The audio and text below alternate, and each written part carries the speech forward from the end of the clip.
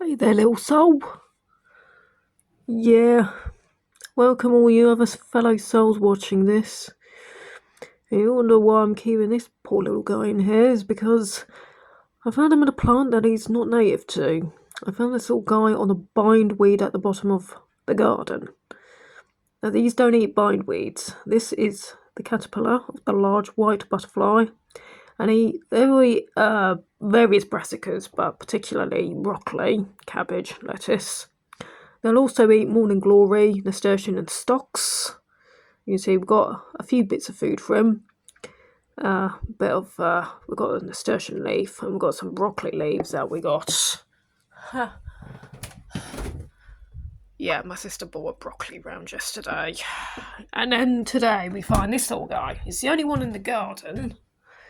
I've been seeing the adults all this summer, actually. Large white and small white butterflies. I've seen them out there dancing and stuff. Yeah, which explains why this poor little guy exists. But he's all alone on a bindweed. That's not normal. That's not right. I want to find out what this mystery is all about.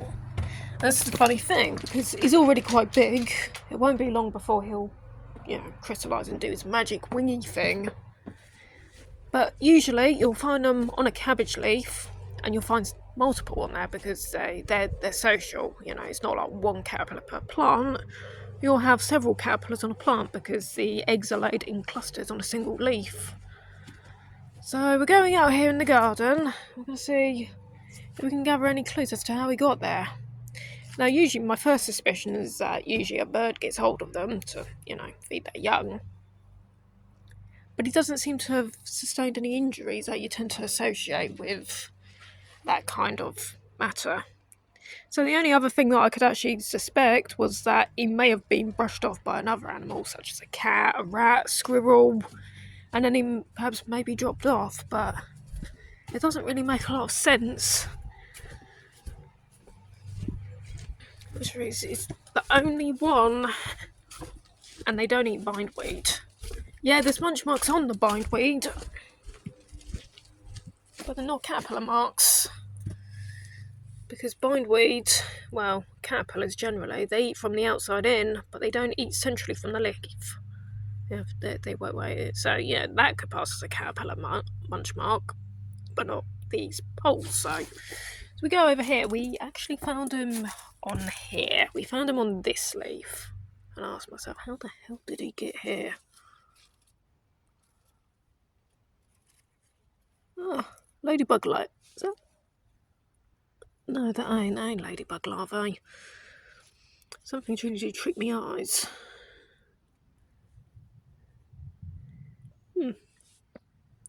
Hello, pretty donut. It's another one of those strawberry snails, isn't it? It's got strawberry red rings. Pretty. We've got cross spider. Hello. You got big. I remember when you were a baby and you were like huddling up to all your brothers and sisters. Little popcorns. You grew. Ladybug.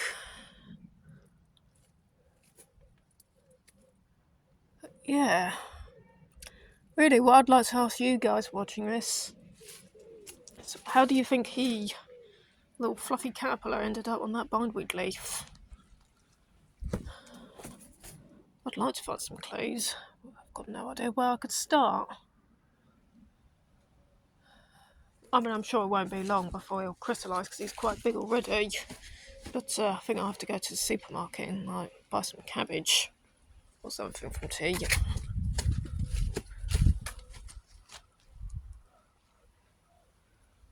I'll tell you a secret actually. I read about 7 years ago. I went to a local Tesco's and I was going through the cabbages and was quite surprised because I noticed on the cabbages there were loads of these velvety green caterpillars all over the cabbages. So what I went and did, I went and bought a lot of those cabbages, the ones that had the most caterpillars on them. I bought as many of those as I could and I bought mine just to cultivate more butterflies. I don't know what happened there, but it seemed that they didn't spray them. I don't know, they were just They weren't being marketed as organic cabbages. They were just cabbages. I think they were just like Tesco value, Tesco cheapest of the line cabbages. Weren't marketed as organic, but they were covered in loads of small white butterfly caterpillars. The little velvety green ones are closely related to the large white that we have here. Yeah, so, yeah, Tesco's is actually an unwitting pet shop sometimes. Not all the time, but sometimes. Nothing that's worth cherishing. Well, at least if you're like me when it comes to so-called creepy crawlies, which are actually rather cute friends. Look at this little guy, his little fluffy feet. Tiny little marshmallows. Yep. Alright then. Take care, fellow souls. Keep on rocking. See you where there'll be probably more butterflies, I think. Even if it's not the sunniest weather today. Alright. Cheers.